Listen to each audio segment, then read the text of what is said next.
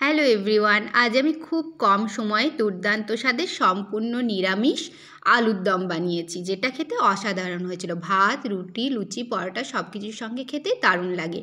এর জন্য ওভেনে একটা প্যান বসিয়ে গরম করে নিয়ে এতে দিয়ে দিচ্ছি হাফ চামচ গোটা জিরে, হাফ চামচ গোটা ধনে, হাফ চামচ মৌরি, দুটো ছোটো এলাচ, 8 থেকে 10টা গোলমরিচ আর দুটো শুকনো লঙ্কা। ওভেনের ফ্লেমটাকে লোয়ে করে আমি এগুলো হালকা ভেজে নিলাম, জাস্ট কালারটা চেঞ্জ হয়েছে সেভাবে ভেজে ওভেনটা অফ করে এই গোটা মশলাগুলো একটা প্লেটে ঢেলে ঠান্ডা করে নিলাম। এবার ঠান্ডা হয়ে যাওয়ার পরে মিক্সিং জারে নিয়ে একটু দানা দানা থাকবে সেভাবে গুঁড়ো করে নিলাম। এবারে এই গুঁড়োগুলো, মশলার গুঁড়োগুলো একটা প্লেটে ঢেলে রাখলাম। তারপরে মিক্সিং জারে নিয়ে নিচ্ছি আদা আর দিচ্ছি একটা টমেটোটা একটু লাল হলে ভালো হয়, তাহলে আলুর দমের কালারটা খুব সুন্দর আসবে। তো টমেটোটা নেওয়ার পরে আমি এতে দিয়ে দিচ্ছি 6টা মতো কিশমিশ, 4টে কাজু বাদাম আর বেশ কিছু ধনে পাতা দিলাম। এবারে এই ধনে পাতা দেওয়ার পরে যাতে এইটা মিক্সিতে ঘুরিয়ে পেস্টটা বানাতে সুবিধা হয় তার জন্য সামান্য একটু জল দিয়ে দিলাম। এবারে আমি এটা পেস্টটা বানিয়ে নিচ্ছি মিক্সিতে ঘুরিয়ে। তারপরে এটা এরকম একটা পেস্ট তৈরি হয়েছে। আমি 3টে এরকম মিডিয়াম সাইজের সেদ্ধ আলু নিয়েছি। এই আলুগুলোকে আমি একটু ছোট করে কেটে নিচ্ছি। এবারে এই সেদ্ধ আলুগুলোকে কেটে নিলাম আর এই আলুগুলো এরকম সবগুলো আমার কাটা হয়ে গেছে। এদিকে ওভেনে প্যান বসিয়ে প্যানটা আমি গরম করে নিয়েছি। তারপরে এতে দিয়ে দিলাম 4 চামচ মতো সর্ষের তেল। তেলটা গরম হয়ে গেলে এতে দিয়ে দিলাম সেদ্ধ করে কেটে রাখা আলুগুলো। এবারে আলুগুলোকে হালকা হাতে নাড়াচাড়া করে তেলের মধ্যে নাড়াচাড়া করে দিলাম। তারপরে এতে দিয়ে দিলাম হাফ চামচ লবণ।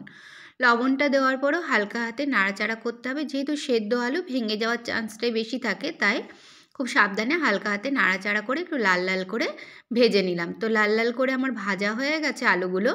এবারে সব আলুগুলো আমি তুলে রাখলাম। তারপরে ওই তেলেই দিয়ে দিচ্ছি সামান্য গোটা জিরেগুলো ভাজা ভাজা হয়ে গেলে যে পেস্টটা বানিয়ে রেখেছিলাম মশলার, সেটা এর মধ্যে দিয়ে দিলাম। তারপরে নাড়াচাড়া করে খুব সুন্দরভাবে সব কিছুকে মিশিয়ে দেওয়ার পরে এতে দিয়ে দিলাম হাফ চামচ লবণ, হাফ চামচের একটু কম হলুদের গুঁড়ো, হাফ চামচের একটু কম কাশ্মীরি লাল লঙ্কার গুঁড়ো আর হাফ চামচই দিলাম আলুর দমের মশলা।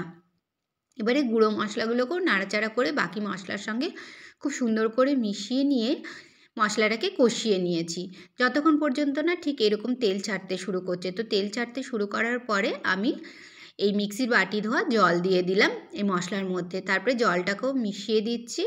জল আর মশলা খুব সুন্দরভাবে মিক্স হয়ে গেলে ওভেনের ফ্লেমটাকে আমি হাই করে এটা ফুটে আসা পর্যন্ত অপেক্ষা করব। তো গ্রেভিটা ফুটে এসেছে।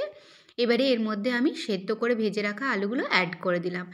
আলুগুলো একটু নাড়াচাড়া করে মিশিয়ে দিলাম গ্রেভির মধ্যে। তারপরে যে ভাজা গুঁড়ো মশলাটা ছিল সেটা দিয়ে দিলাম সামান্য কসুরি মেথি আর সামান্য একটু গরম মশলার গুঁড়ো। এবারে এগুলোকেও নাড়াচাড়া করে হালকা হাতে মিশিয়ে দেওয়ার পরে দিয়ে দিলাম ধনে পাতা কুচিটাকেও হালকা নাড়াচাড়া করে মিশিয়ে দেওয়ার পরে এতে দিয়ে দিলাম সামান্য একটুখানি চিনি, এতে টেস্টটা ভালো আসে, আর দিয়ে দিলাম সামান্য গাওয়া ঘি। তো সব কিছুকে খুব সুন্দরভাবে মিক্স করে নিয়েছি। এবারে লো ফ্লেমে 3 থেকে 4 মিনিট রেখে দিলেই তৈরি হয়ে যাবে দারুণ স্বাদের নিরামিষ আলুর দম। আপনারা এরকমভাবে বাড়িতে ট্রাই করবেন। বানানো যত সহজ, খুব চটজলদি তৈরিও হয়ে যায় আর সবারই খেতে দারুণ লাগবে। Please to like, comment, share and subscribe to my channel. আজ এই পর্যন্তই, দেখা হচ্ছে পরের ভিডিওতে এরকমই সহজ সরল কিন্তু মজাদার কোনো রেসিপি নিয়ে। Till then take care, thank you.